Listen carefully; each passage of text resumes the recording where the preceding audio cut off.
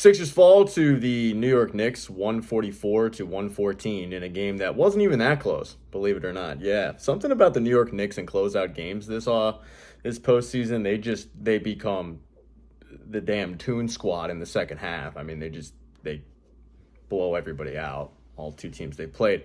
I think what makes this loss a lot easier is the fact they were down 3-0 in the series. So going into it, even if the Sixers had won, you're just kind of delaying the inevitable. No team has ever in NBA history come back from a 3-0 deficit. Sixers were no different. And going into the series, my big fear was twofold with this team. And I've talked about it in just about every video I've made so far about this series. My fear was the first one being that beating Boston was their NBA championship. Coming back in that 3-1 deficit and winning that series was the pinnacle for them. That they wouldn't be able to turn the page quickly and get into the idea that they have another round to play. The other was the fact that they were going to be exhausted because of the fact that they fought so hard to get over Boston, and they weren't going to have enough time to be able to recuperate. And I think both of those fears reared their ugly head. I think you had a team in Philly that is a very good basketball team, but was completely gassed for the majority of this series. I think the reason for that is roster construction by the front office. I think I said the last video, refuse to believe that Daryl Morey just traded Jared McCain for a first-round pick for the sake of trading Jared McCain. I don't think he was mandated by the ownership. Okay, get under the luxury tax. I truly believe that the guy had a deal in place, and whoever that team was pulled out, and they left Daryl Morey holding the bag, because trading Jared McCain, a young player under team control, for a first-round pick that would have been past pick 16, where you took Jared McCain, it made no sense to me. It made no sense to anybody. When they made that move, you thought, okay, this is a precursor for something bigger, and the bigger thing never happened. It left the Sixers scrambling in the veteran buyout market, where they signed Campaign ultimately to just release him, and thus you saw a bench that was severely limited. And you end up going into the postseason and facing the two teams in the East that have the deepest benches in the East. I mean, you play Boston in round 1 and the Knicks in round 2 that come at you in waves. The Sixers aren't able to come at you in waves. They come at you in 3 people. Quentin Grimes, Andre Drummond, I guess Dominic Barlow. There's probably somebody else, maybe I'm forgetting. But, they don't really have a bench. Justin Edwards would get some run every now and then, but really he was getting run in the Knicks series to hack Mitchell Robinson. I think what made this game also a lot easier to just, digest was the fact that it became evident very quickly that the Knicks were not going to miss from 3. We've never seen a 3-point performance like we just witnessed from the Knicks. And it was a little bit like Game 6 2 years ago, where the Knicks the Sixers would finally force a miss from the Knicks, only to give up an offensive rebound and watch the ball go around, and they'd splash a 3. And that's something I've said a lot this series, because it's been true, where the Sixers have been, they were hammered on the offensive side of the glass. They couldn't really box out.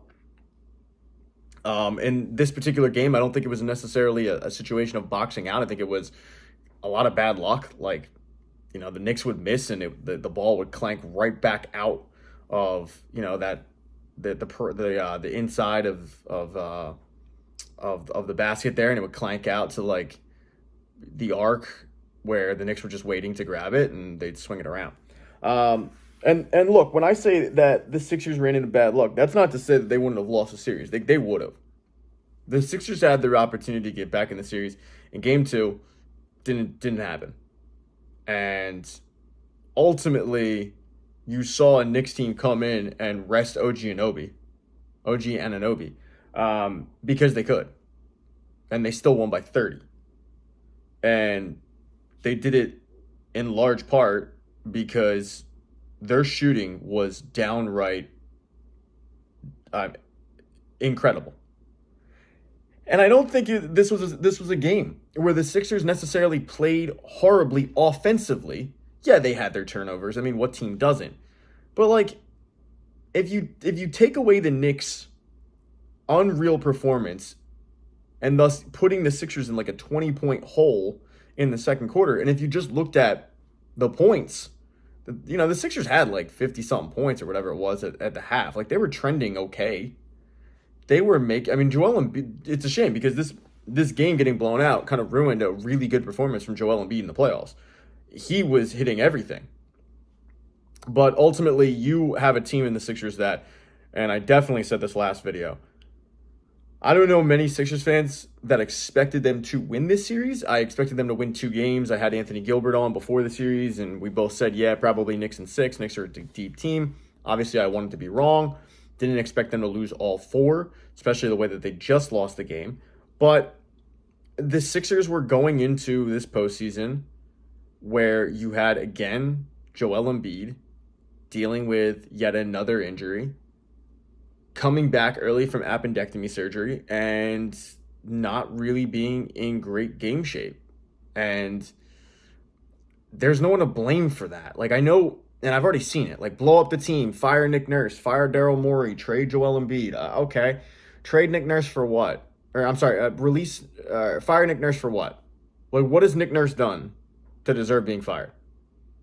Seen the generational talent of Joel Embiid get injured every postseason he's been here?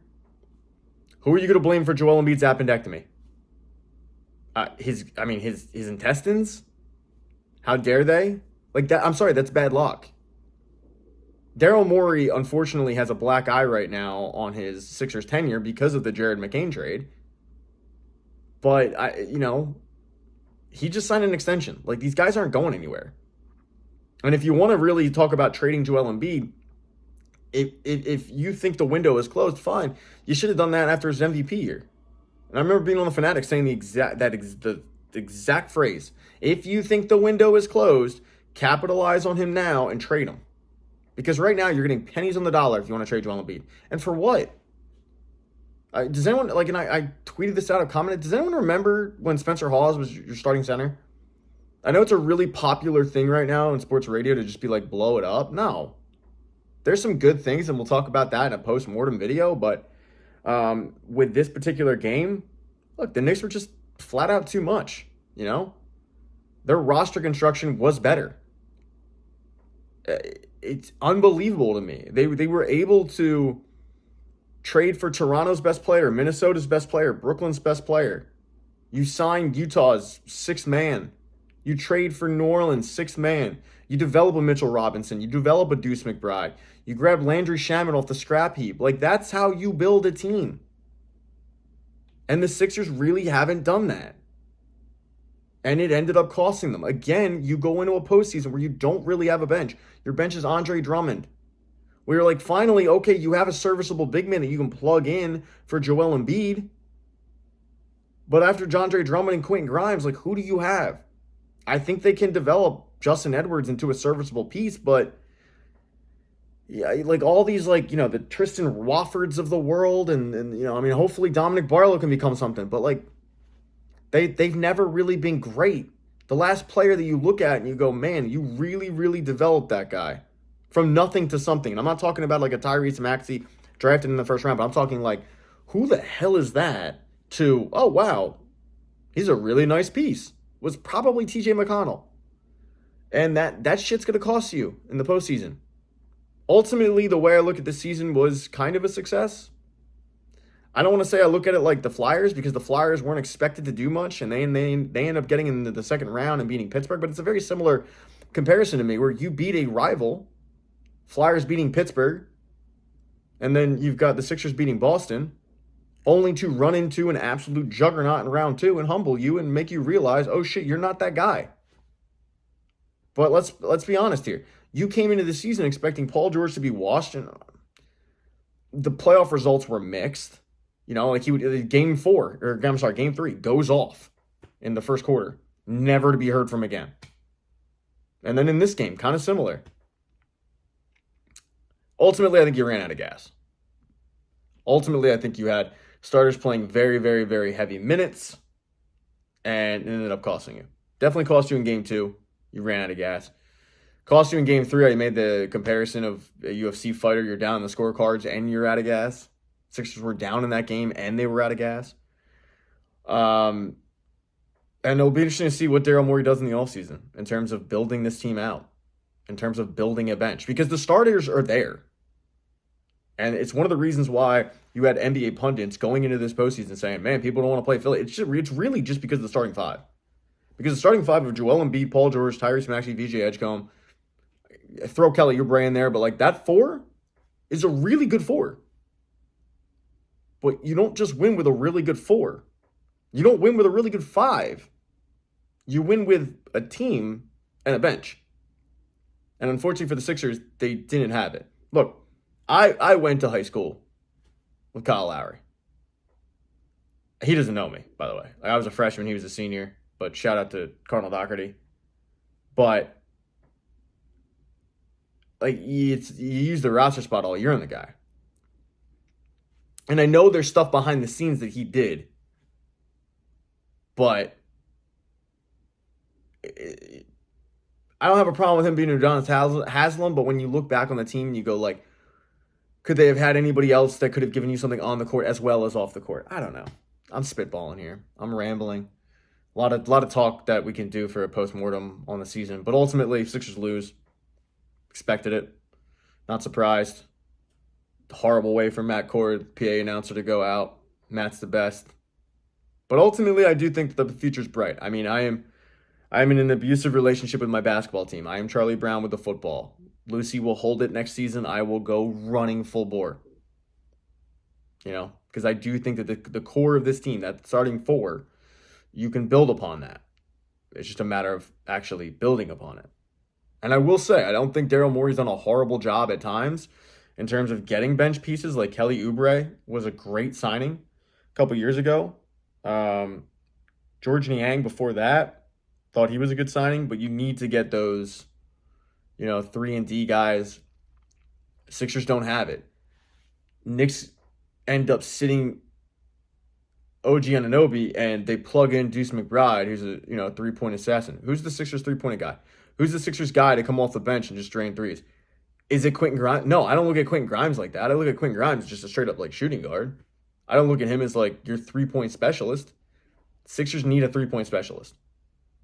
And it'll be interesting to see what they do with that Rockets pick. I think it's pick 22. Do they keep it? Because Daryl Morey's been pretty good at drafting. If we really look at the Sixers history of Daryl Morey, 2020 draft, he's been pretty good when he's had picks. Now, granted, he hasn't had a ton of them, but when he's had picks, he hasn't done a bad job. Do they keep it? Do they trade it for something? Time will tell. But yeah, I think when you look at the Sixers getting over that hurdle of Boston, I know nobody wants to hear like, oh, it's a good season. But if you really thought that after the Boston series, like this was the year, you got to kind of look in the mirror and be like, that's on me. I didn't. I am disappointed with the fact that they didn't like make it a little bit of a series, but all right. Let me know what you guys think in the comment section. As far as comments go, I'm only going to respond to channel members, so become a channel member. It costs like $1.99. It's not that expensive. Hit thumbs up if you like this. Smash that thumbs down button if you thought it sucked. Subscribing is cool. There's a button up there somewhere to subscribe. Go Phillies. Because that's the only team we got now. Well, say what you will about him. Sean Strickland does it again. And let me tell you, if you go to my UFC 328 pre-show, preview, whatever you want to call it, man, did I get this one wrong. It'll be one-way traffic. It'll be over in round 1 or 2. No way that Sean Strickland ends up defeating Khamzat Chimaev, and yet it happened again. Just like with the Izzy fight, when I basically said the exact same thing. There's no chance that Sean Strickland ends up doing this. This is a boring fight because nobody's asking for this, because it's just guys are on this level, and yet Sean Strickland goes out there and does to Khamzat what no one else has done, which is beat him.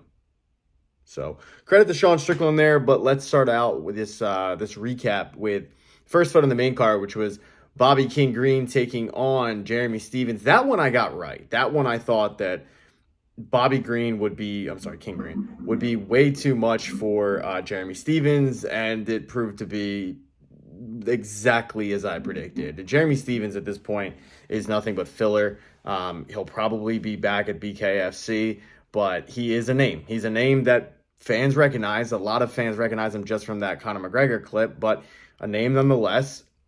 I don't think that he should be fighting probably at 155, but maybe he can't make the 145 weight. Either way, Bobby Green goes out there. He puts on an absolute clinic, getting Jeremy Stevens out of there quickly. I believe Jeremy Stevens is now 0-.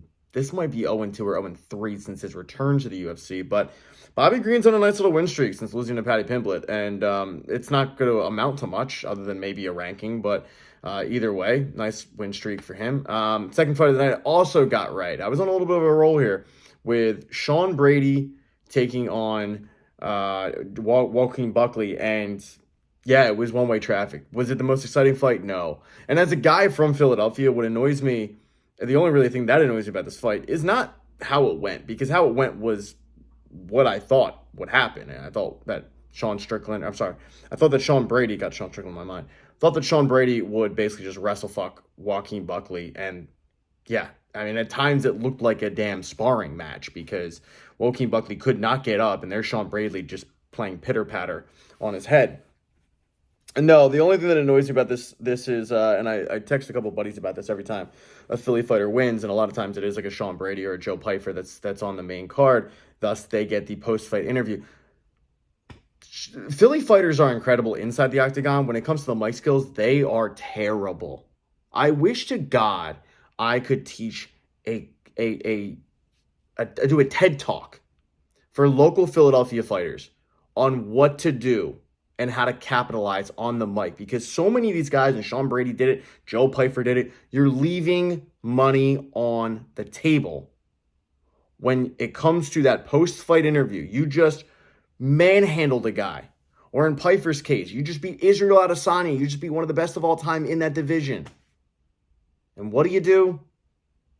Got to thank the family, right? We got to shout out the family. Wait until preview interviews. Wait until your post-fight press scrum to thank the family. All we learned about Sean Brady after this fight was that fuck the haters, because if you bet against him and tweeted at him, that's bullshit. Philly, we're back. We're so back. We're back in this bitch. And then thanks to the family. Didn't have a name. Had no name. You have two former champions in front of you, ranked. One of them beat you in Bilal Muhammad. Then you have the actual champion in front of you, obviously. The guy you beat is behind you in the rankings. He just had a 1-year layoff. Coming off of a loss. Have a name. And then I see that post-fight media scrum that really only diehard MMA sickos would know about. Sean Brady is asked. He doesn't bring up the name. He's asked, hey, what about Carlos Prates? Carlos Prates just had an incredible win. What about him? Would you be interested in him? Oh, yeah, I'd fight him. No. Sean, with all due respect, and I'm saying this as a guy that wants the best for you. I'm saying this as somebody that wants you to make your money. Your performance tonight, albeit dominant, won over no fans.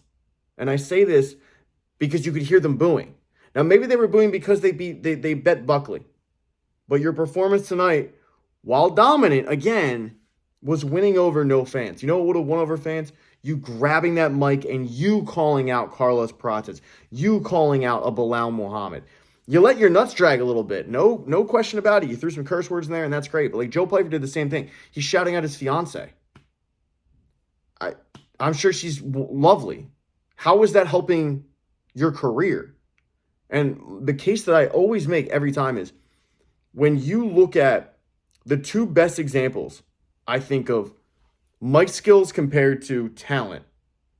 For me, I look at Jorge Masvidal and I look at Nate Diaz. Nate Diaz beat Michael fucking Johnson. And he turned that into being a legend in the sport. Because he beats Michael Johnson, he takes the mic, he grabs it, doesn't even let, I think Rogan at the time, ask a question. And he just says, Conor McGregor, you're taking everything I work for, motherfucker. I'm going to fight your fucking ass next. Next thing you know, RDA falls out of the fight. He hops in. The fight's at 170, which probably helped Nate Diaz a lot. He wins that fight. Now he's a legend. Reality is he's a journeyman fighter. Nate Diaz takes the mic, and Jorge Masvidal takes the mic.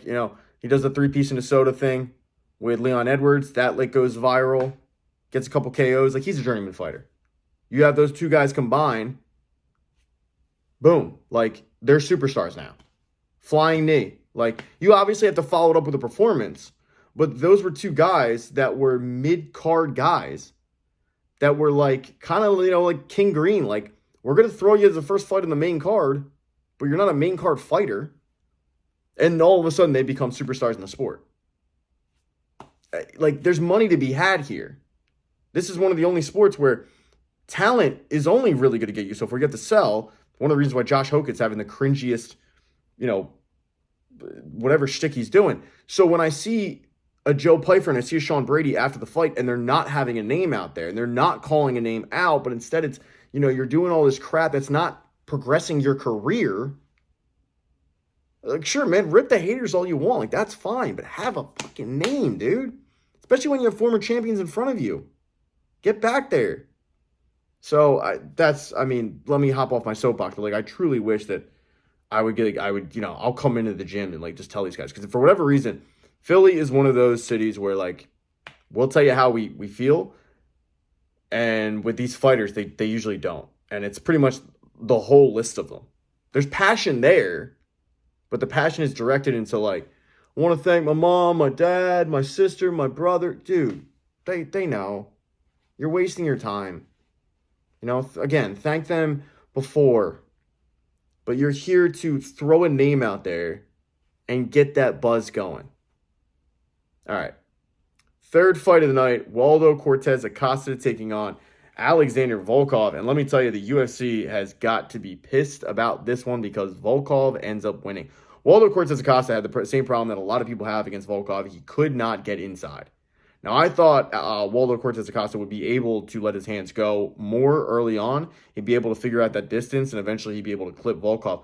Volkov, being the veteran fighter with a ton more experience, was kind of just able to point fight, and he was content with that. It was he was doing the same thing. He was picking and popping, throwing a leg kick, throwing a punch, circling constantly.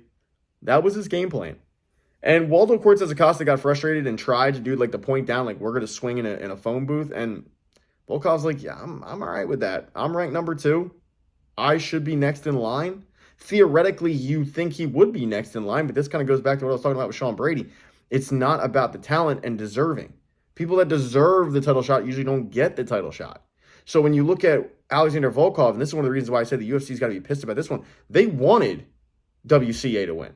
No question about it. They want the young guy that they can look at and go, look, he's knocking everybody out. The heavyweight division's not dead. They don't want the journeyman gatekeeper who continues to rack up wins, who they're going to have to give a title shot to now. Because who else is he fighting? And with this, okay, so if Cyril Gane ends up winning, then you've got obviously a built-in storyline there with the Gane rematch against Volkov, where I think Volkov won. I bet Gane, but I think Volkov won that fight. I think a lot of people thought Volkov won that fight. But you've got a built-in storyline a little bit, but it's an interesting fight. Is it a fight you want to see? Because I don't need to see it again. And then Pereira, okay, so this did nothing to me for the UFC's heavyweight division. The gatekeeper closed the gate. That's what happened to me. That's how I saw it. I don't know how you saw it out there, but I saw it as the gatekeeper, again, said, no. You don't have a ticket. We're not letting you by. WCA tried to get by. No doubt about the UFC wanted WCA to win. Maybe Josh Hokett wins at the White House card. Maybe you match up WCA versus Josh Hokett, and you got the two young guys, the hungry, the cringy fighter versus the salsa boy, and it doesn't happen. And now you've got Alexander Volkov, who is a veteran in the sport. Does he put on exciting fights? Nah, not really. I don't see anybody clamoring to watch an Alexander Volkov fight, but the guy continues to win. So it's one of those situations where, eventually, it's like Bilal Muhammad. Volkov's not selling a fight, but eventually you kind of got to just, throw him a bone, right? Because who else is he fighting? And then we move to the fight of the night, by far. The fight of the night. Joshua Van versus Tatsuro Taira. I tweeted it out. I thought it was a horrible stoppage. And the reason why I know it was a horrible stoppage was because you had the two frat boys in DC and Rogan going, oh, it was a great stoppage. As soon as you hear Rogan say, oh, he was in deep, deep trouble, you know he wasn't in deep, deep trouble. In fact, Tatsuro Taira probably would have gotten up and just finished the fight right there. Because this was a banner night for Joe Rogan. He's in trouble. At one point, he said, I forget who it was, but it was on the prelims. At one point, he said, oh, he's out. He was not even close to being out. I forget what fighter it was, but he was on a rear naked choke, and Rogan was convinced, oh my God, he's out cold. No, he's moving his arm. He's like, I'm fine. So it was a banner night for Rogan, for sure. But that's how you kind of know that it was a bad stoppage, when you had these two frat boys like yucking it up, just convincing each other. I texted a buddy. It reminded me of when you see these former, like, these really shitty NBA, these like podcasts that they do now, where like you have like 3 or 4 NBA players and they get together and they'll kind of try to convince each other that like a very, very mediocre to bad NBA player was really good. You know, you have the clip like, yo, I'm telling you, man, you remember Henry Sims? Bro, I tell people all the time Henry Sims was cold. Henry Sims was cold, right? Oh, man, Henry Sims would give me a bucket. I remember one time in middle school, Henry Sims dropped 40 on it. And you're like, I watched Henry Sims in the pros. He sucked. And that's what I felt like Rogan and DC were doing with that stoppage, trying to convince themselves that the stoppage was good, when I don't think it was. But the fight of the night for sure. I said in my pre-show, I only am picking Tatsuro Taira because of the experience that he has, and because of the fact that I didn't learn anything new about Joshua Van from his last fight, because the fight didn't go long enough, because, a minute in, Pantoja falls, he dislocates his elbow, fight's over. And because of that, I had to pick Tatsuro Taira. I didn't feel great about the pick, but if I was picking one, I'm going to pick the guy who I know a little bit more about in the grappling style. And for, the first round or two, I mean, it looked like it was Tatsuro Taira, and that was going to be just grappling nonstop. Credit to Joshua Van. Like, when he let his hands go, like, you clearly saw why he's a champion. But it was a back and forth contest. And credit to Tatsuro Taira, because it looked like he was out there, and I think in round 3, and all of a sudden, like, towards the end of the round, he caught a second wind and ends up getting Joshua Van down again. It looked like Joshua Van was gassed, and it was a back and forth contest where you're going into the 5th round, and it is clearly tied at a 4. And that's one of the reasons why I didn't like the stoppage. I felt like it should have been a little bit longer. Not to say that I didn't think Tatsuro Taira was done, because I did. I think that Joshua Van would have finished it maybe like 10 seconds later, but you just don't know. But ultimately, I think we learned a lot from Joshua Van. He can get up from the takedowns. He can withstand them, I should say. I mean, I'm getting up. He can withstand them. And yeah, I mean, like, the striking we knew was there, but the high-level grappling we didn't quite know. Now we do, and now we know at least what he looks like going into the deep waters. He looked pretty good, so learned a lot. And then finally, in the fight that probably will get named Fight of the Night, because the UFC loves giving the main event, no matter if it's bad or good, the Fight of the Night, Sean Strickland and Khamzat. Found it funny that Khamzat put the belt on Strickland. I mean, all the bad blood, obviously, leading up to this, we all know it's like orchestrated, it's fake, it's like WWE.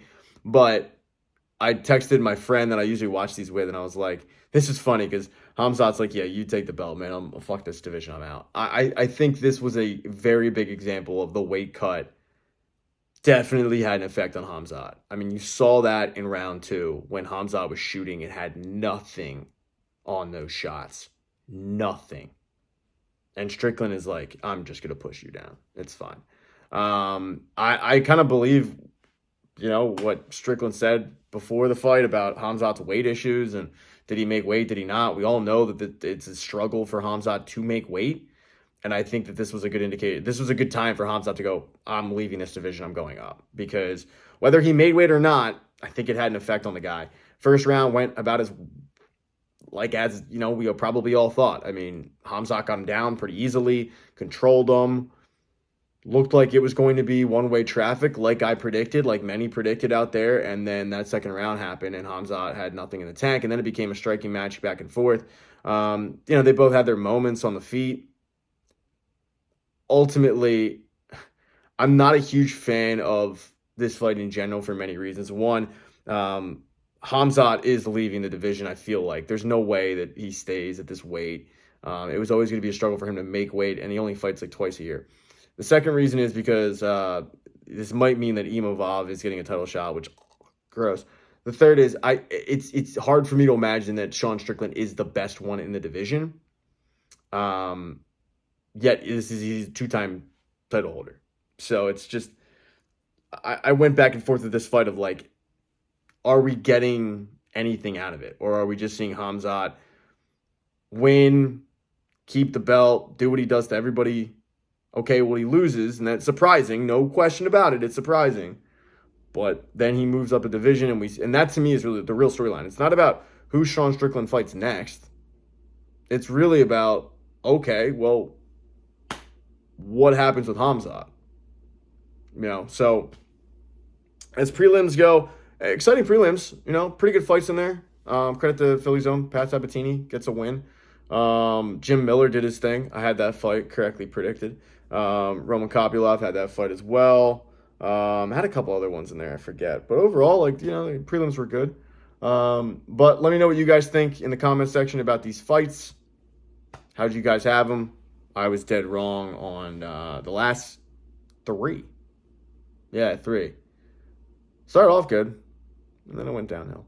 Let me know in the comment section, though. As far as comments go, I'm only going to respond to channel members, so become a channel member, support the channel. That'd be cool. It's like $1.99, and it helps keep me above the poverty line, hopefully. Hit thumbs up if you like this. Smash that thumbs down button if you thought it sucked.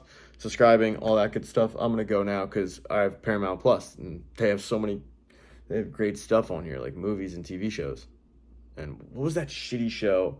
They were clearly trying to promote some shitty Paramount Plus show, and they had the main actor who was in Newark for it, and they're like, "Who do you think's gonna win the fight?" He's like, "Well, you got a back and forth contest. Hamzat clearly likes to go to the ground, but I'm gonna take the American. I'm gonna take Sean Strickland." I'm like, "There's no way you talk like this. You're just playing a bit because your show is probably some, rip off of, oh god, what's that show set in Wyoming?" Yellowstone. All right, I'm going to go. I'm rambling. Goodbye. It's a somber day in Philadelphia. And joining me now to discuss said somber day is my Bob Cooney. Bob, how are you? Good, Patrick. How are you? I'm not somber at all. I'm in a good mood today. Of course you are. I'd be better, Bob. I'd be better if they put up any fight. Any fight at all. Yeah, there wasn't much of it. There wasn't much of it at all. Did they win the jump ball? I think there was a fight for the jump ball. And they did win the jump. It was pretty much downhill. They led in this game at one point, 2-0. Yes. And that's when they should have stopped. They should have stopped the count. They should have thrown the streamers down and left the court. I had a fear before the series, Bob, that I had 2 main concerns going into the Knicks series. The first one being that Boston was their NBA Finals, beating Boston, coming back from that 3-1 deficit and getting over the hump and getting the monkey off their back. And my second fear was that because that series was so grueling, go 7 games, because Game 7 was on the road and you start, a day later, essentially, that they would be gassed. And it appeared to me like both kind of reared their ugly head to create this perfect storm of suck for the city of Philadelphia. What was your takeaway on why exactly they ended up getting crushed? Yeah, those 2 things are legit. I mean, Game 1 against New York, forget about it. I mean, it was just I know. I was in Boston, came home, went back to New York. I was exhausted. All I did was ride a train. It wasn't fair. I don't want to say it wasn't fair, but it wasn't fair to the bodies to be able to have to go 7 games and then start a game 1 2 days later, less than 48 hours later. That you're correct on that one. But the other one is, and I think the glaring thing is, New York's just a better basketball team, and they might be playing the best basketball in the East right now. I mean, I was sitting next to Jimmy Lynam yesterday at the game, and talking hoops with him for 3 quarters was just phenomenal. And the things that the Knicks did and are doing are just really, really good, Pat. And the Sixers can't keep up with that. And, they lose OG Anunoby, and they bring off Deuce McBride off the bench, who hits 5 straight threes and gets them 23 points or whatever it was yesterday. Sixers don't have that. Sixers don't have anybody that can do that. Other good teams bring people off the bench that give you contributions. The Sixers more or less have guys that come off the bench to give the starters a rest. That's kind of what it is. You know what I mean? So There was a lot to this series that just didn't match up for the Sixers, and the Knicks were playing downhill, and the Sixers were trying to climb uphill the whole series. Yeah, I couldn't agree more. And I did a post game video and said the Knicks player development, I'm not happy about it, but Yeah, where'd you get that microphone? I love that. Are you done? I do. I like that. That's really cool. Go ahead. I'm Anyway, sorry. thank you. The third player development is really good, and the Sixers isn't. And I'm not talking about, Tyrese Maxey drafted 21st overall, but like they find a Deuce McBride, they find a Mitchell Robinson, they grab Landry Shamet, a Sixers reject off the scrap heap, and plug him in, and now he's giving them minutes. And I'm not even mad that they lost game 7, because how do you account for a team shooting damn near 70? It seemed like 70, 80%. It was only game 4, Pat. It wasn't even game 7. It was only game 4. They didn't win this game in the series. No, you're right. I don't know ball, so everybody hit thumbs down for that. But in game 4, you hit 70%. It seemed like from 3. I can't get mad at that. But it just the Sixers don't. You're right, and that's the perfect way to put it. They don't seem to have a bench that actually contributes. It's more of, all right, we'll give you a break. And now the one guy that they did have that a lot of fans are going to point to as he could have been the savior of the series was Jared McCain, and obviously, that is a botched trade that I don't think if you gave truth serum to Daryl Morey, he would say that he would redo. But I looked at that trade as the Sixers probably had a deal on the table. They trade McCain for the pick. The deal falls through. You have the other sector of the Sixers fan base that says, no. The ownership said get under the luxury tax. They don't want to pay that. So you got to trade somebody, and they trade Jared McCain. Where do you stand on the Jared McCain trade now that we are, able, 2 months removed from it? Yeah, my first thought was when they did it the day before the trade deadline was, okay, obviously there's another shoe to fall. Something else is going to happen. They must have something in place. I do think they got, if we want to say fleeced, fooled, whatever, I think they thought they had something else on the table and it didn't fall through. And then there you are, you're stuck. The luxury tax thing, they've come out and said, no, that wasn't part of the reasoning. But I think you and I were working together during the pandemic, where it was like a day after, and they started cutting people. The day after things started shutting down, Josh Harrison Company started telling people that they had to take salary cuts if they made $60,000 a year or less.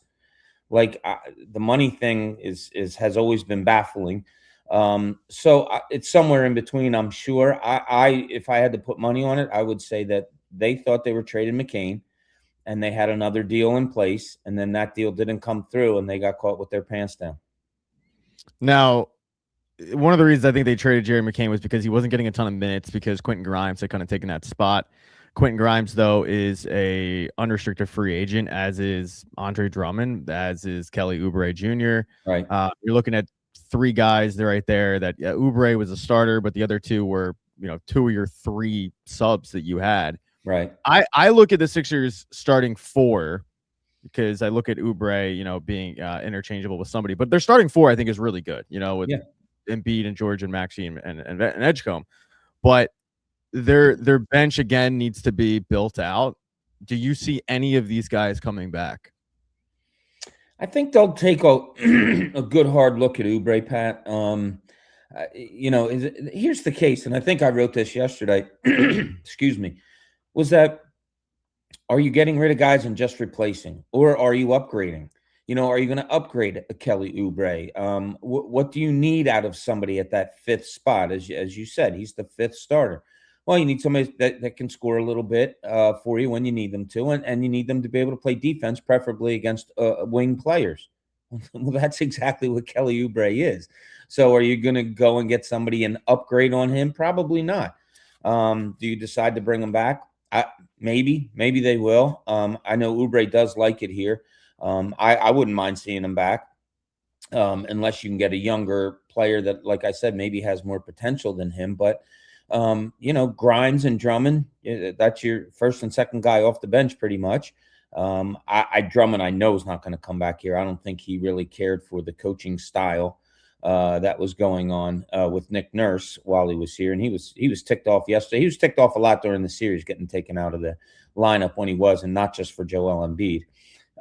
So yeah, they have major holes to fill, Pat. And what do they have to assets to do it?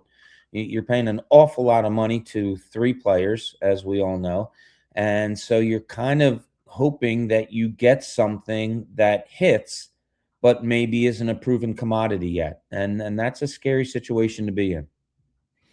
I thought Kelly Oubre actually had a really, really strong postseason. I thought he, as you said, like, stat wise, might not have jumped out of the stat sheet, but he did a lot of little things that I was like really, really impressed with. Yeah, I mean, he was guarding Jaylen Brown. Sorry, he was guarding Jason Tatum, Jaylen Brown, and then you get into this series, and at times he was covering Jalen Brunson, OG Anunoby, and then other times Mikal Bridges. So he'll guard, and they asked him to guard one of the best 2 scorers on the other team, and he did a pretty good job of it. And that's what I'm saying. Like, can you upgrade on that? Like, sure, you can, you could, but in the situation the Sixers are in, can they? And I don't know if they can.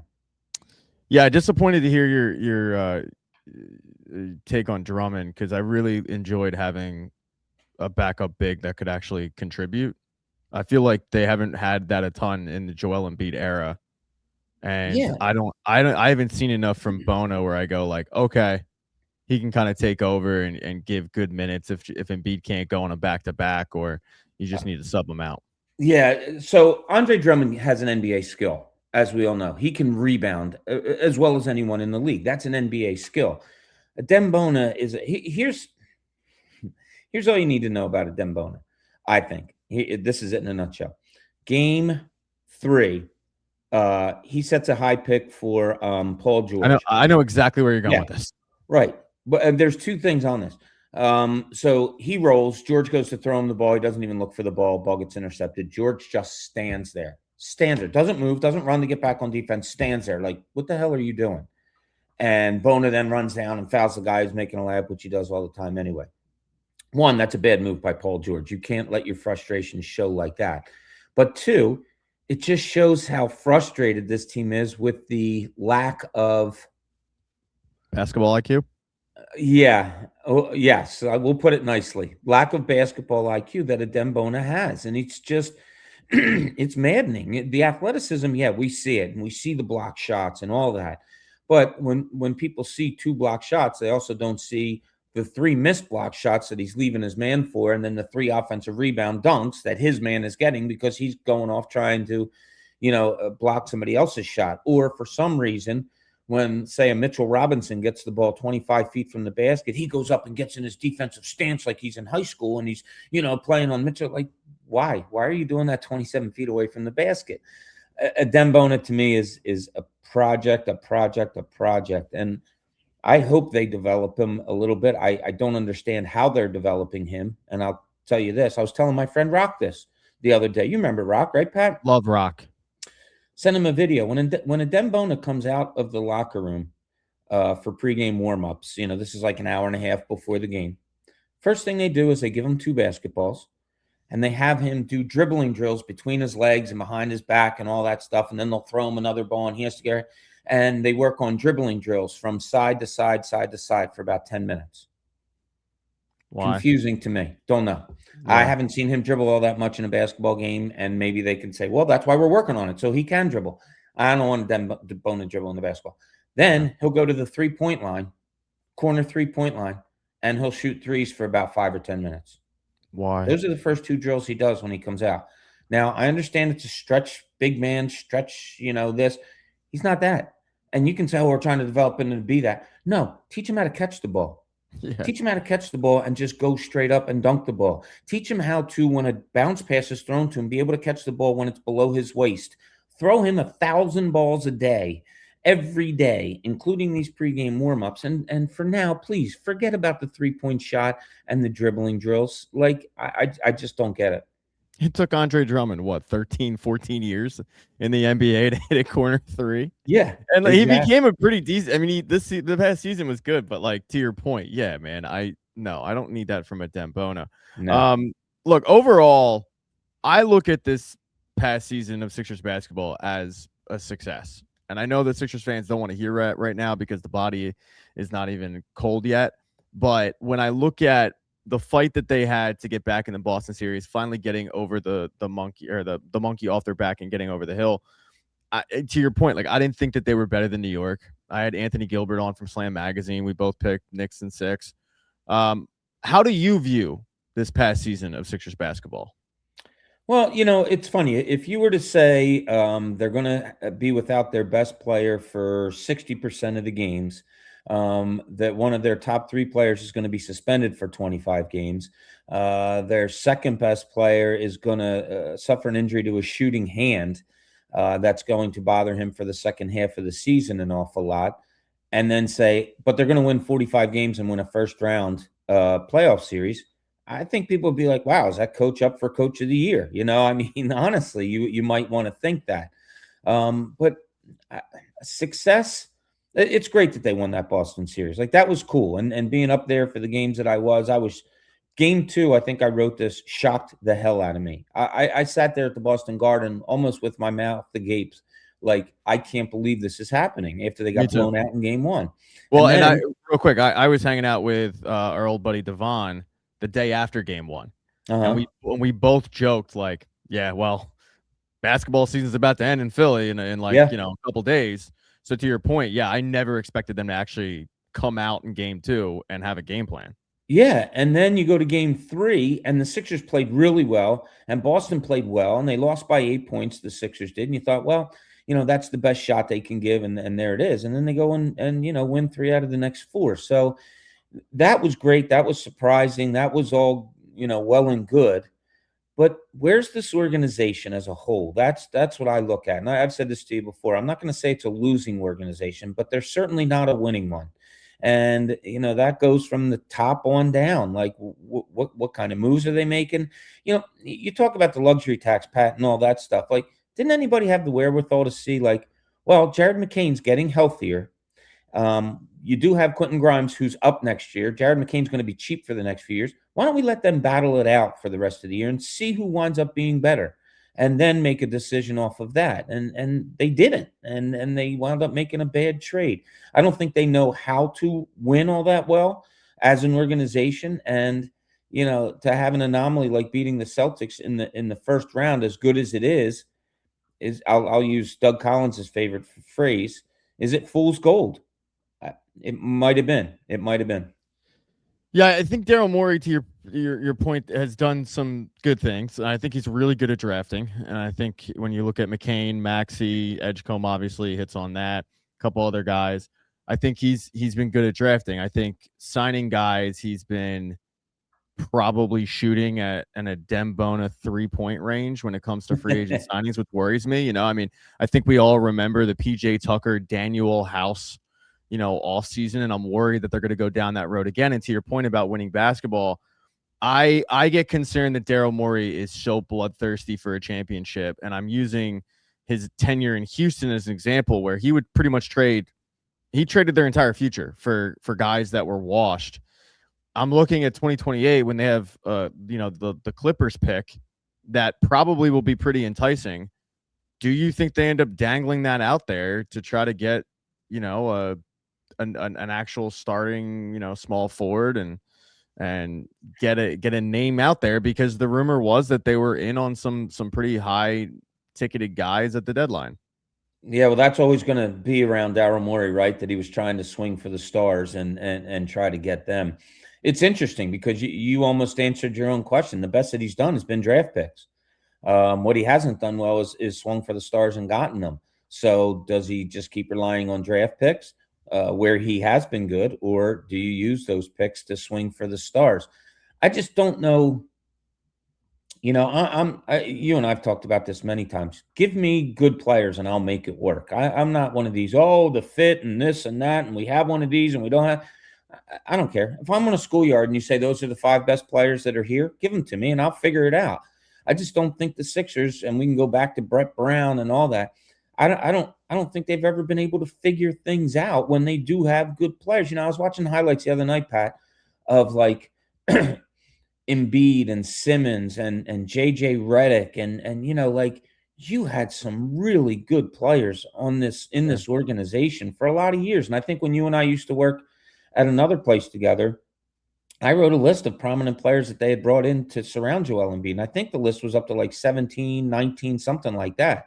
But they just can't ever get it to work. And I don't know. I don't know what the answers are. We can say, oh, they need another. You have 4 really good starters, as you mentioned. Most teams would like that. It's the 5, 6, 7, 8, 9 guys that they just can't figure out right now.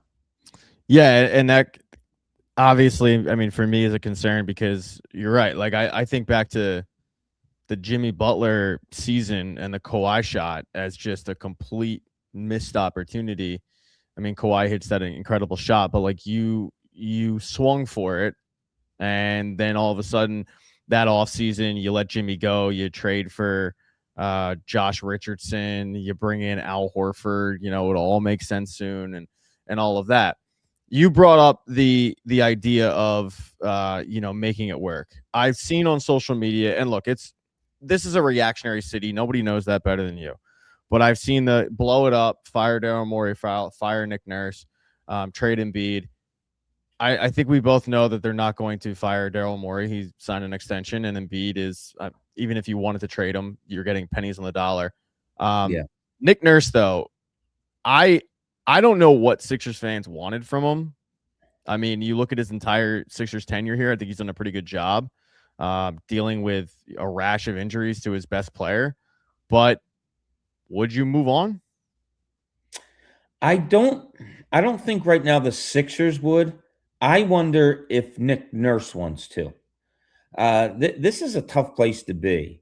And I think if Nick Nurse put himself out on the open market, there would be teams interested, right? Every day he's coming into an office, which we saw with Brett Brown, which you saw with Doc Rivers, and red, green, and yellow. Red, Joel can't play. Green, he can. Yellow, we'll let you know after warmups tonight. It's a maddening position to be in.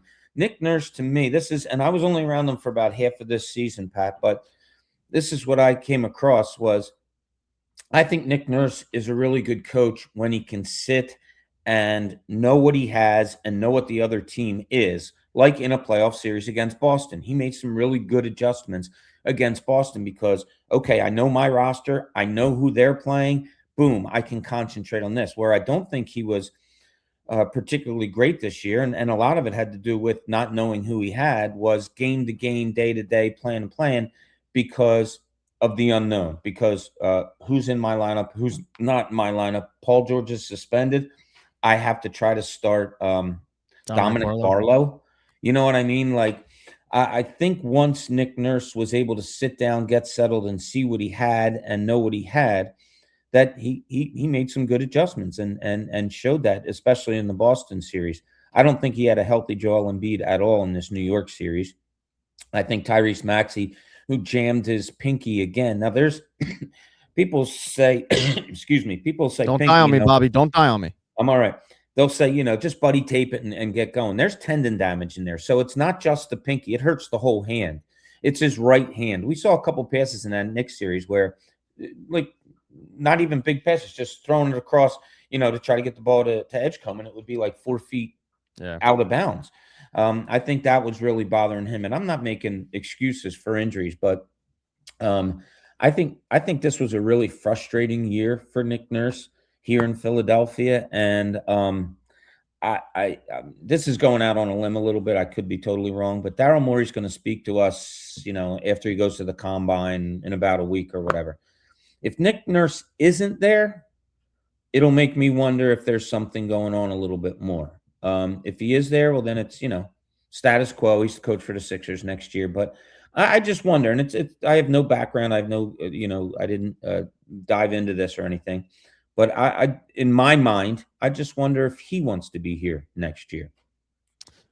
Okay. I hope he is. I do think he's a good coach, but I could absolutely see the frustration, because when you have Joel Embiid, you don't know when he's healthy, and then all of a sudden it's an appendectomy. It just seems like it's been one thing after another. Like, nobody can catch a break. It's Paul George getting suspended, the appendectomy. I do want to talk about Joel Embiid because I got into it with my barber of all people because I think Joel Embiid. You got a haircut? I did, yeah. No, it doesn't Look look at good you. now, The but lettuce yeah, is no. tame. Shout out to Ricky, but he was ripping Bryce Harper. He was ripping Bryce Harper, and I said, I bet you're one of those guys that doesn't like Joel Embiid. He's like, yeah, I can't stand Joel Embiid, and I'm a huge Joel Embiid fan, as you know. And I look at Joel Embiid as a guy that could have taken the easy way out and said, look, I had an appendectomy 17 days ago. We're down 3-1 in the series. I'll see you next year. He comes back. They win the series. He looks really good in the series, but then, he looks horrible in the next series because it just looked like he was winded. And I fear that a lot of Sixers fans are going to blame Joel Embiid for the Knicks series and go, oh, well, the offense ran through him and they couldn't. Like, I've already seen comments through it. What's your take on Joel Embiid coming back? Because I think he deserves a lot of credit for it, but I know that other people are just flat out done with it. Well, I was shocked too, and I said it. People kept asking me, "Oh, when's he coming back?" My wife came back 10 days after she had an appendectomy and stuff. And I said, "I swear to God, you would be hysterical if you saw the tweets and the emails and stuff that I got." And I said, "Look, I don't think he's coming back because you have 3 or 4 cases in the NBA of people having appendectomies during the season, and the average time coming back was 4 or 5 to 6 weeks."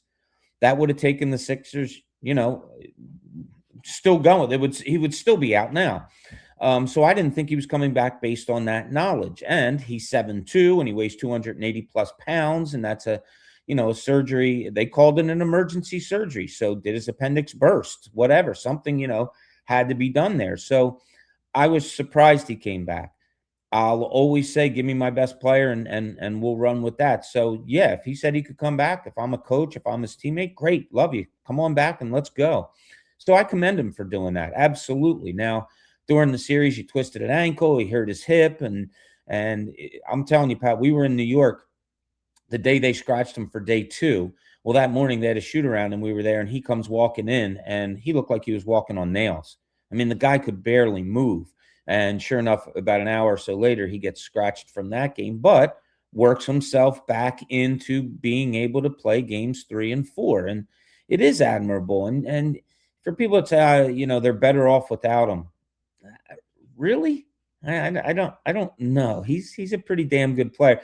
When he came back from the appendectomy, I turned to somebody and said, man, you talk about a guy that can roll out of bed and score 30 points in an NBA game, Michael Jordan, whatever. This guy rolled off an operating table and scored like 30 points and grabbed 12 rebounds a game. He is unbelievably talented.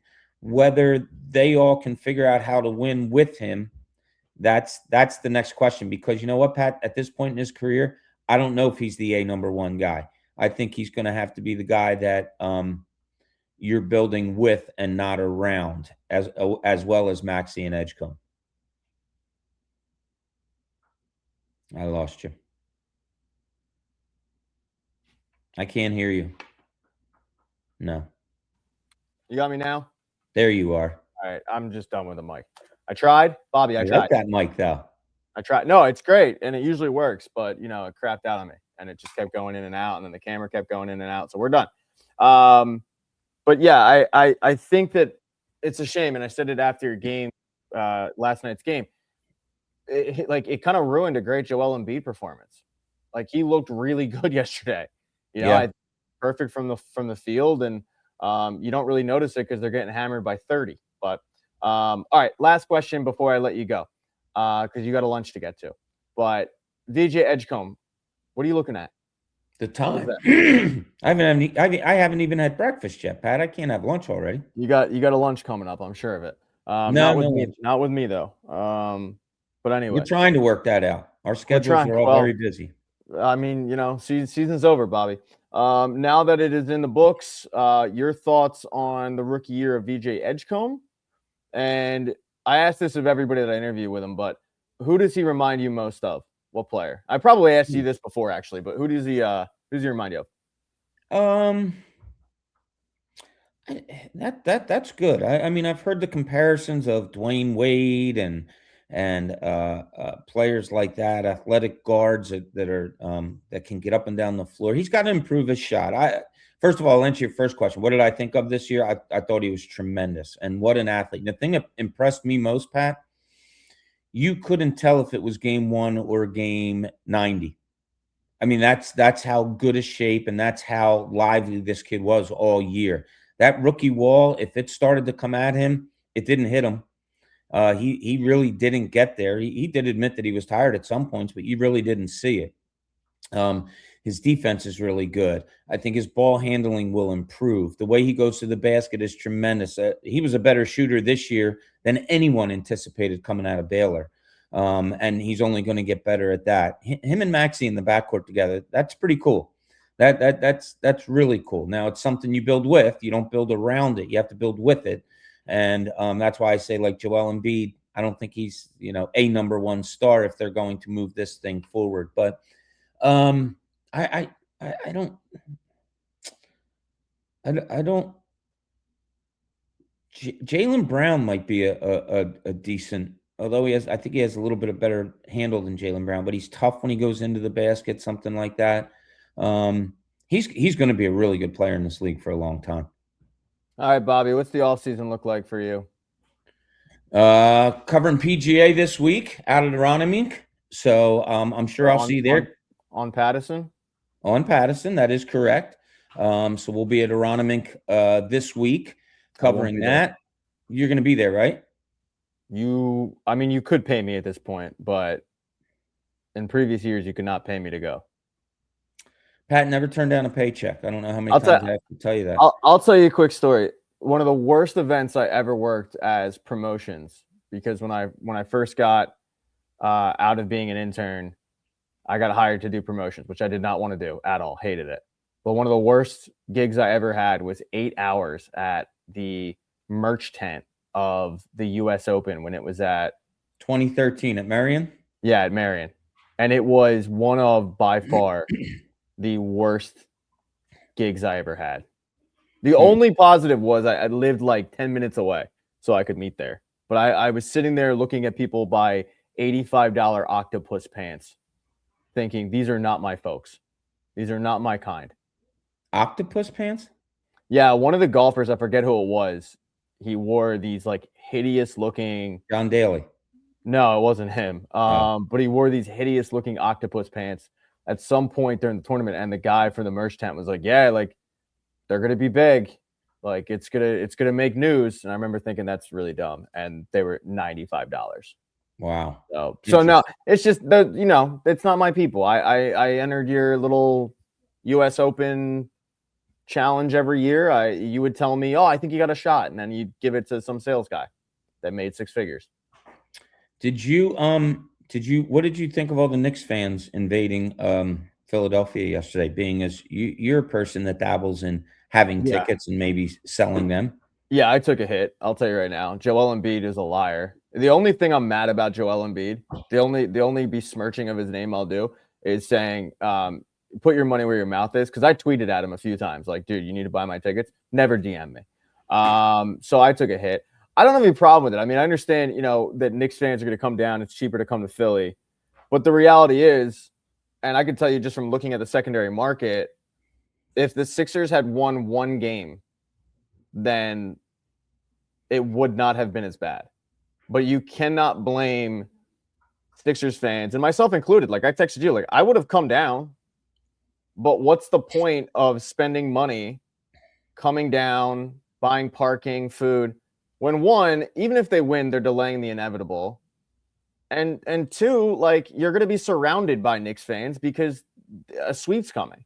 Right. So I never blame fans for selling their tickets. It's kind of on the team to give me a reason to go down there and not sell. So, and if they had won game 2, I think there's a reason to not sell tickets. But I think that was the game. Game 2 to me was the game where you had a chance, and they probably would have won it if Joel Embiid could have went, but he couldn't. So if you sell tickets and you make money off of the tickets, what is the definition of that, Pat? Is that capitalism? Yeah. So if you're a big fan of capitalism, and you've said that very, very often, can you complain about Sixers fans selling their tickets and Knicks fans invading? No, It's kind of hypocritical, isn't it? very hypocritical. Okay, Yeah, so I hope nobody's doing that. No, I'd be shocked if anybody were to do that. Right. You know, even if it's for $1. But yeah, no, I have no problem with it. I mean, I'm not happy about it. I was down in the building 2 years ago when the Sixers lost the Knicks in 6 games, and it was a very obnoxious fan because New York is an obnoxious fan base. And it was funny yesterday, Pat. End of the third, early fourth, the Sixers fans cleared out. Like and all during the game, everybody's tweeting at you or whatever. We're talking how what do you think the percentages of Knicks fans here or whatever? And we had it at probably about 2/3 Knicks fans. And then when all the Sixers fans cleared out and all the Knicks fans stayed, that's about exactly what it was. It was about 67% Knicks fans. Yeah, I'm not surprised, man. I mean, MSG, I did a whole TikTok yesterday about the story about my mom and getting into a fight at a Rangers playoff game a couple of years ago. And I mentioned how most cities, you're rabid, playoffs come around and you have a rabid fan base for the playoffs. Philly's no different. You saw it with the Flyers, like the rabid, scumbags will come out and go nuts. New York City's different. New York City, the rabid fan base gets priced out for Blaine and the hedge fund. And Blaine just got the company tickets and he matched with Tiffany 27 minutes ago on Bumble. And even though they can't name 3 players, they're going to go to the game. That's the crowd you get in Madison Square Garden. You get and then it's like we got to see Tracy Morgan and Ben Stiller and all that. So that means that the rabid fan base now comes to Philly because it's cheaper. It's no different than Philadelphia going to look, if we played the Nationals in the playoffs, we'd pat ourselves on the back and say, oh my God, we travel well. Yeah. Like it's on the team to give me something. And they exactly. And to me, I mean, they gave me, series 1 and I think they just ran out of gas. Like that was my big take. I'm not mad at the team. I think they ran out of gas because you've got guys playing 40 minutes a game for 7 straight games. And, the Knicks were able to, and I said this in my post game. The Sixers to me played the 2 teams in the NBA that might have the 2 deepest benches. You play Boston, you play New York. I mean, they were able to sub guys in easily, and the Sixers weren't able to do it. And unfortunately, you go down 3-0 in the series. I don't know what people expect. So I wish Joel Embiid had bought my tickets, Bobby, but he didn't. Yeah, he said he would. I was sitting right there in front of him when he said, hit me up. I'll take care of it. I did. You hit him up. He didn't take care of it. Yeah, and now I need to pray to God that people, watch this video and YouTube pays me. Yes, I will pray. I will pray also, Pat. I have no faith in that. All right, Bobby. What else is going on before I let you go? Anything? My daughter graduates from college tomorrow. I thought she already graduated. No, Pat. She graduated. I thought she graduated like a couple weeks ago. I saw the picture. No, that was just those were just picked. No, tomorrow's the actual graduation. So big day in the Cooney house. Last child graduating from college, which is cool. Was not invited. It's fine. No. Jenna's always hated me, so it's fine. Yeah, that's true. No, everything's good. Check us out on Pattison. We got great things going on there, and it's just getting bigger and better. Our numbers are growing and growing and growing. So check out our coverage. We got a lot of really good people on staff there. I have to give one of your coworkers credit. Timmy Kelly, who writes for On Pattison, asked Dave Dombrowski the question that was on my mind, which is, are you the guy for the job? Because I'm so done with Dave Dombrowski. Like, it's not even funny. And I thought Dave Dombrowski was a coward with his answer. But I credit Timmy for at least asking the question of, like, why the hell should we trust you, man? You signed Max Kepler and Adolis Garcia, and you put Jordan Romano, for a full season. And I think Matt Gelb had the tweet of, like, I forget who they released, but it was like this is like the 8th person the Phillies have released that has signed in the offseason during the Dave Dombrowski administration. Like, well, it should have been 9 because Jordan Romano was terrible. So credit to Timmy Kelly, to your point about the he asked what everybody wanted to know. Maybe could have softened the question a little bit. No. In order to keep everybody happy, if you know what I mean. No. But yeah, he went right at it, and good for him. No, Timmy looks like he looks like you at this point compared to the guy in Toronto. I don't know if you saw that clip. Are you aware of the whole story? I don't know. Okay, so the Maple Leafs hire a new president of or a GM. It's either a GM or president of hockey ops, right? And the Maple Leafs, obviously, it's like the Eagles for here. The Maple Leafs are the big team in Toronto. They hired John Chakra, who was hired at the age of 26 to be the GM of the Phoenix Coyotes, and was an absolute disaster. He had the franchise forfeit draft picks for illegally tampering at the NHL Combine, which is like the dumbest thing you could do. There's no benefit of it. But he was holding like, meetings and stuff with the kids that he wasn't allowed to. His drafting was bad. Trades were bad. Everything was bad about this kid. He's suspended by the NHL, not even by the Coyotes. The NHL had to reinstate him. And the Maple Leafs are like, that's our guy. That's our guy right there. So this reporter gets up, Steve Simmons, he gets up and he's like, I've talked to 20 people in the last couple of days. 19 out of the 20, one of them had anything nice to say about John Chakra. Meanwhile, he's sitting 20 feet away. Wow. And he's saying, it's the reporter saying this to the guy that hired him. He goes, why'd you hire him, basically? And the guy's like, well, I guess I talked to more people than you. And Steve Simmons goes, you realize the entire hockey world's laughing at you right now? Wow. It was probably the most vicious reporter question I think I've ever seen. Wow. And it was one of those where you listen to it and the entire fan base was like, yep, yeah, we're behind that guy. So, all right. I'm going to let you be worse, Pat. All right, go get breakfast. Get out of here. Okay. Goodbye, Bobby. It's always good joining you. Thanks for having me, Pat. Joining me now to discuss what he covers. He covers the Flyers. His name is Charlie O'Connor. He covers them from PHLY. He's a good guy. Hello, Charlie. Hello, Pat. How are you? Good, man. First of all, everybody go to the comment section of this video and wish Charlie a happy birthday. Just know it's belated. Y'all fucked up. It was rude of you not to wish him a happy birthday on his actual birthday. How was your birthday? My birthday was, the birthday itself was not great because I worked on it and the Flyers lost in game 4 on my actual birthday. But the day before was nice. I went to a Korean barbecue. It was quite tasty. Yeah, I love that, man. I went to McDonald's. Let's move on. I felt like the Sixers and Flyers had pretty much the same postseason. Like you had two teams facing their rivals in round 1. They end up winning. I don't know how many people expected them to win the series. I know me and you talked before the Penguin series. We didn't expect the Flyers to win. They did. We don't know puck. And then in round 2, both teams were completely humbled and found out, yeah, you're not that guy. What were your big takeaways on the difference between the Flyers and Carolina? Yeah, well, I mean, we could talk about the differences in quality of roster. Obviously, the Carolina Hurricanes are a better team. Obviously, the Carolina Hurricanes are a more complete team. But really what it comes down to in the end, more than anything, is that Carolina is a cup team. They're a team in their window. They are trying to win a Stanley Cup. Now, whether they win it or not, I don't know. I'm not sure if they have the horses to beat Colorado. But they are one of, I would say, 3 or 4 teams that has a legitimate chance of winning the Stanley Cup this year.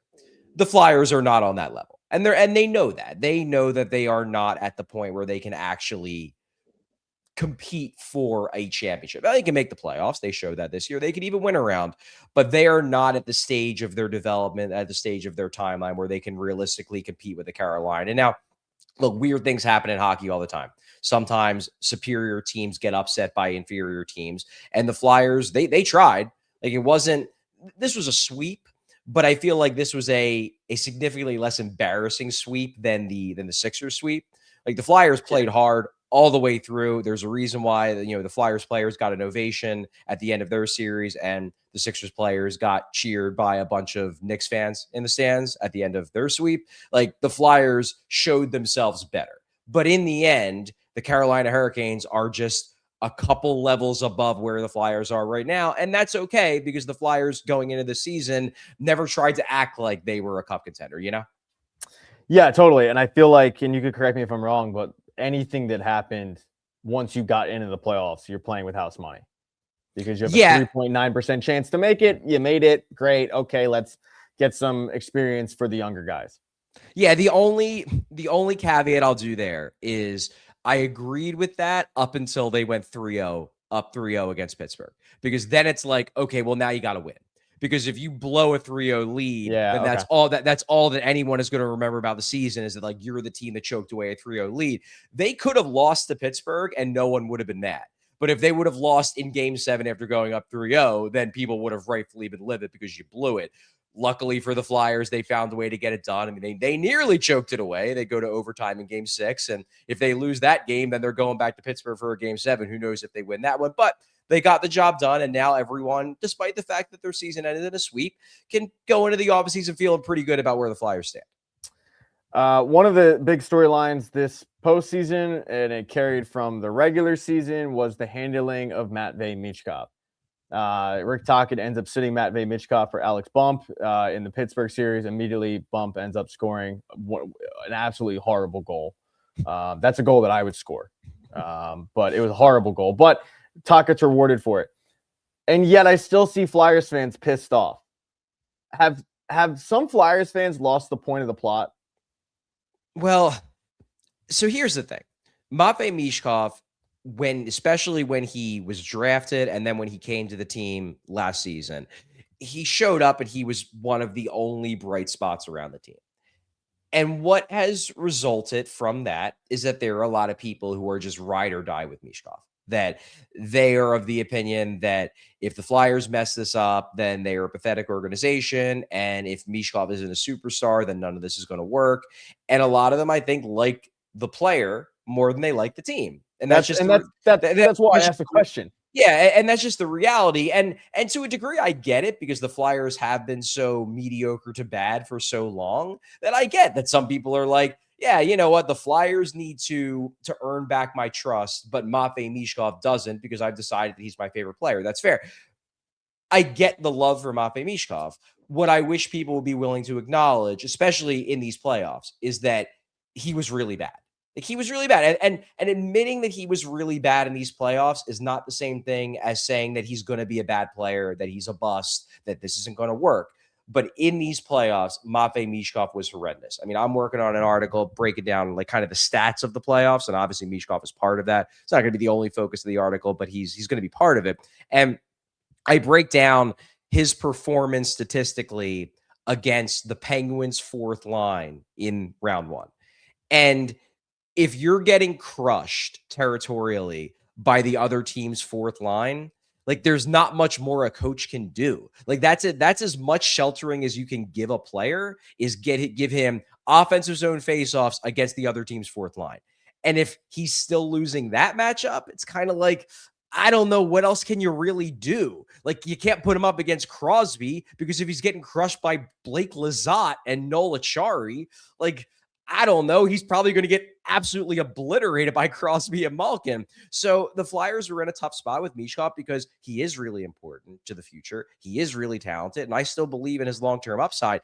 But in these playoffs, he was overmatched. And that's why, to me, like, I get why people were up in arms about the scratch, but if you watched the games and you looked at the numbers, you knew why he was getting scratched because he wasn't playing well in the postseason. Yeah, I saw some stat today on Twitter, and it was some analytical stat that you understand. I don't. It was like Matvei Michkov X VLORP, Y chromosome Z squared, and he was like the worst one in the NHL. Yeah. And I feel like some Flyers fans cannot see the forest of the trees, where they're not able to go, okay, the team's actually doing better. That's the whole goal, because they're so hyper focused on, but Michkov, like Michkov isn't playing. How can the team be doing better without Michkov? He's my Lord and Savior. And I'm like, I don't know. I mean, you deal with these people on Twitter all the time. I don't. So, but yeah, good to see that my thought process there isn't so far-fetched.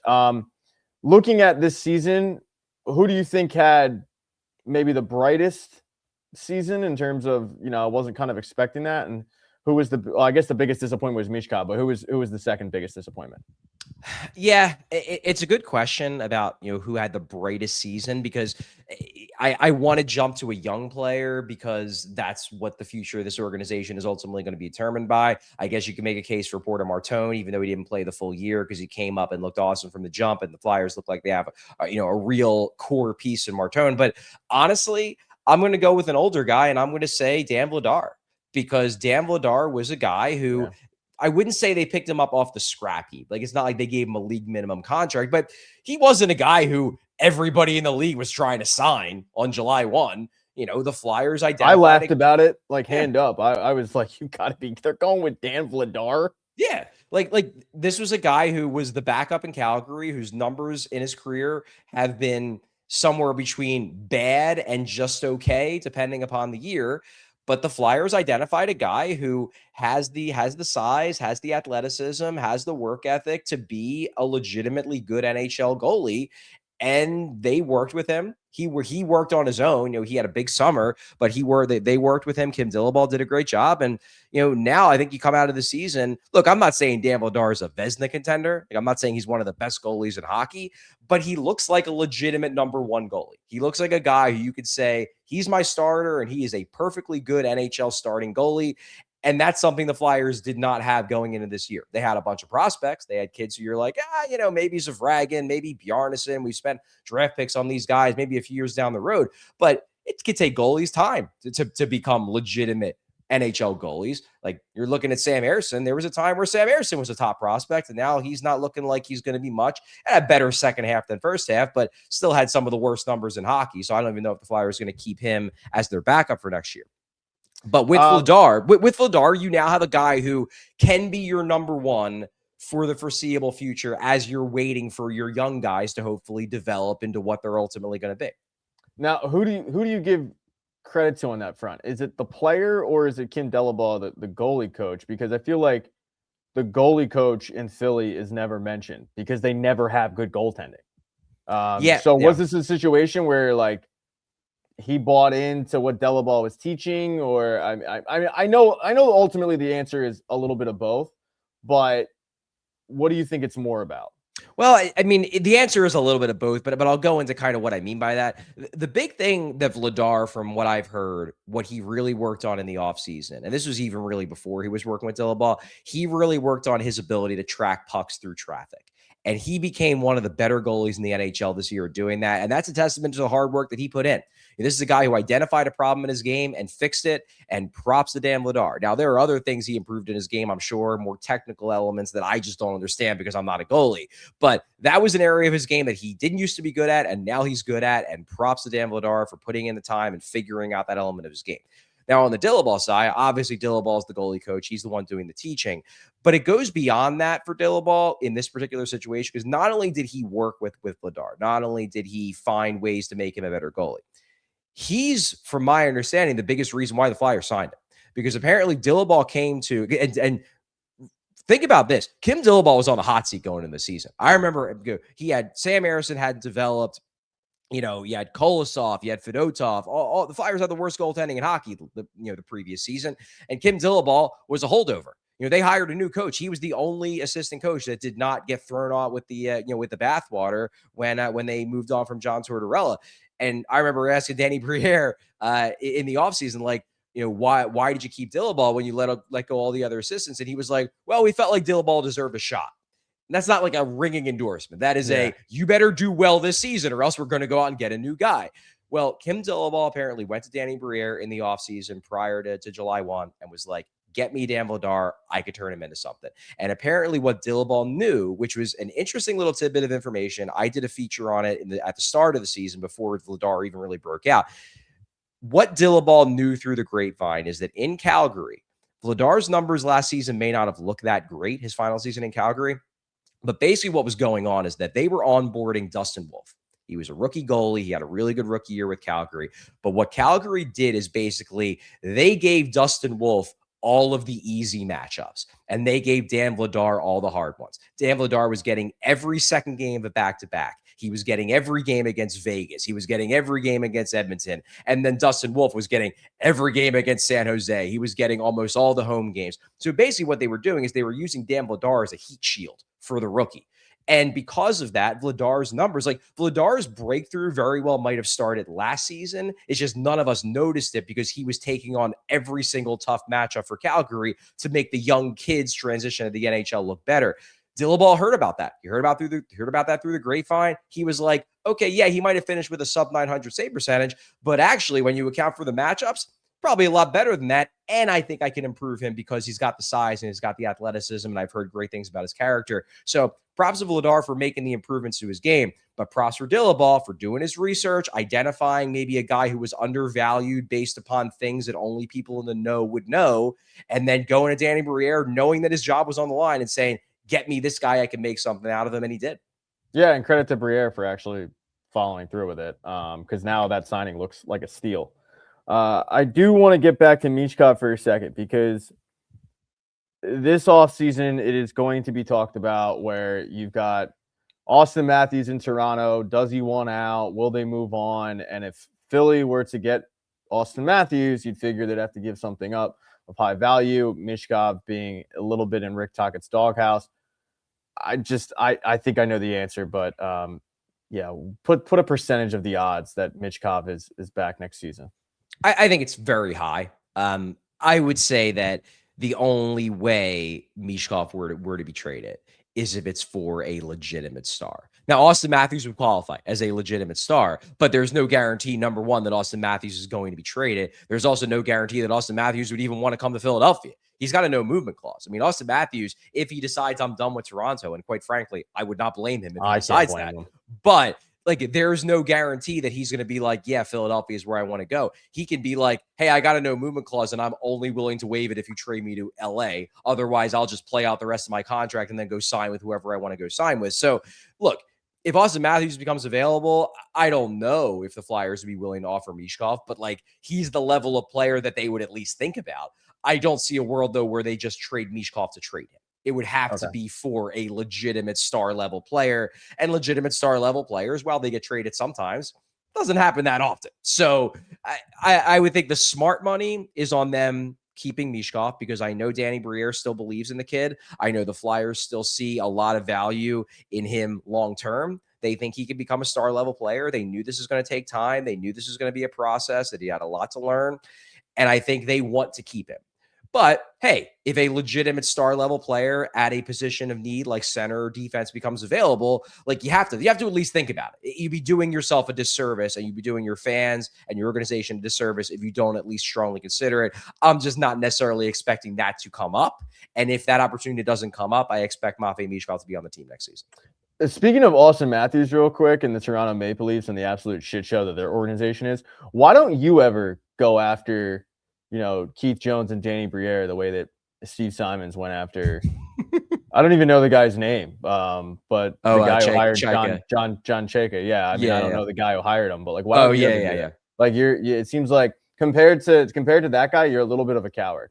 I guess I am. I guess I am. Now, what I will say is that Steve Simmons is basically the Howard Eskin of Toronto, and okay, I didn't know, and that makes so much sense. I don't really have any desire to be the new Howard Eskin of Philadelphia. But hey, you know what? It went viral, and he got a lot of eyeballs on his stuff because he asked that question. So he did his job. He did his job the way that he needs to do his job. So props to Steve Simmons on that one. Yeah, if you're not aware, he asked the guy who hired John Chayka. I talked to 20 people in the last couple of days. One of them said nice things about this guy. Why'd you hire him? And then the guy from Toronto said, I guess I talked to different people. And then that wasn't good enough. And Simons, whatever his name is, just said, you realize the entire hockey world's laughing at you right now. It seemed like he took it as a personal attack, which was the best part. Yeah. But I mean, I know a lot of Toronto Maple Leafs fans felt that same way. So, all right, moving back on to the Flyers. I would say that their last offseason was a big success. You get Trevor Zegras in here. You stole him from Anaheim. He ends up having a really, really good season, buys in a Rick Tocchet system. We've talked about that before. This upcoming offseason, what are you expecting from Danny Briere? Yeah, I mean, I'm expecting him to try to make things happen because the Flyers have a ton of cap space. Now they're going to have to re-sign some guys. They have to re-sign Zegras. They have to re-sign Drysdale. Like they have to make a decision on Sam Harrison. So they're going to have to make some decisions with that cap space. They're going to have to fill some of that up by bringing their guys back. But even when they do that, they're still going to have a lot of cap space. And the free agent market, to be charitable, is very thin. because everybody signed back their guys because everybody has a lot of cap space. So if the Flyers are going to be active, it's probably going to have to be in the trade market. Now, Danny Briere has shown over his time as general manager of the Flyers that he can get trades done. He got the Trevor Zegras trade done. He did a great job with with the Provorov deal. Like, he's made good trades. He did a great job with the Scott Lawton deal, getting a first round pick that's now going to be an unprotected pick from a team that might be in free fall in the Leafs. So a team that already moved on from Scott Lawton. Yeah, exactly. They traded him at the deadline. So he's shown that he can pull off good trades. However, it's not easy to pull off good trades. Now, he's going to have to continue to make good moves if he wants to push this thing forward, because the free agent market is pretty barren this year because everybody re-signed their guys. But I expect Briere to make at least one or two, maybe not earth-shaking trades, but at least impactful trades this summer, because the Flyers have too many wingers. They just have too many wingers. Like, Alex Bump showed in this postseason that he's ready to be an NHL player. Maybe not ready to be a great NHL player, but at the very least ready to start developing at the NHL level and learning, from his mistakes against the best competition in the world. They don't have a spot for him if everyone is healthy. If everybody's healthy, like Alex Bump's in the AHL because he's not a fourth-line player, they want him to play. So somebody that plays wing, even if now you think Trevor Zegras is a center, and I think they probably are going to keep him a center, even if you think he's a center now, still got to move out one wing. So I think there is at least one trade coming to kind of clear up that logjam. I think they'll maybe move on from somebody on the back end, maybe two guys on the back end, just because they've got guys like Oliver Bond coming, David Jiricek, who they traded Bobby Brink for at the deadline. They've got him coming. He's got to make the team next year because he's no longer waiver exempt. So if he doesn't make the team, you risk losing him for nothing. And I don't think they want to do that. So they got to clear some spots. And also, hey, they just made the playoffs. Like, Briere wants to strike while the iron's hot. The fan base is excited. The team thinks that they maybe not are a cup contender, but that maybe they could take another step next season. They want to improve this team. So I would expect him to be active. Now it just comes down to whether the moves he makes are good, and we shall see. I know you got another interview coming up, so I won't keep you too much longer. But talking about the 3.9% chance to make the playoffs, they make the playoffs, they win that round one. We've seen teams before in all sports fall into the trap of like, okay, now we're ready to win, when they're not actually ready to win. And looking at this upcoming draft being absolutely loaded, apparently, do you think this is a situation where the Flyers are willing to mortgage a little bit of the future in terms of some draft picks to make a move, because now they've moved up their timeline? Whereas maybe entering this past season, they went, okay, we're probably 3 years away from truly contending. Now they think they're ready to contend next season. I think they know they're not ready to contend next season. Like, unless you go out and you trade for Austin Matthews, then obviously that changes the timeline, because suddenly you have a legit 1C to go along with all your good young guys. But I don't think they're going to look at it as, well, let's go all in and become a contender next season. But do I think that they'd be willing to trade some draft picks? Yeah, I do. I absolutely do. I think that Toronto pick, that unprotected first, which is really valuable, that could be on the table for the right player. Even their first round pick this year, like, look, they'll make that pick. They got no issues with it, but it's going to be a pick in the early 20s. It's not a super valuable pick.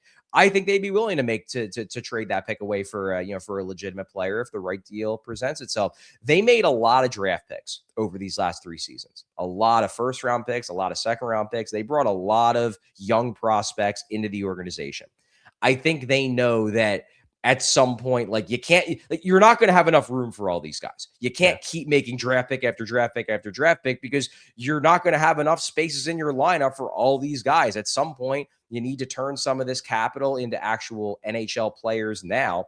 So yeah, I think they'd be willing to make moves. I don't think they're going to sell the farm. Like, I'm not expecting them to trade like Porter Martone. I'm also really not expecting them to trade Mishkov. Like, if they do, it would have to be for a legitimate superstar, and those guys aren't available very often. But if you're talking about do I think they'd be willing to trade a first round pick, a second round pick? Yeah, I think they would, given the right deal. Sure. All right, last one. I don't know if I brought this up the last time I interviewed you. I think I did, or I brought it up like just through text and stuff.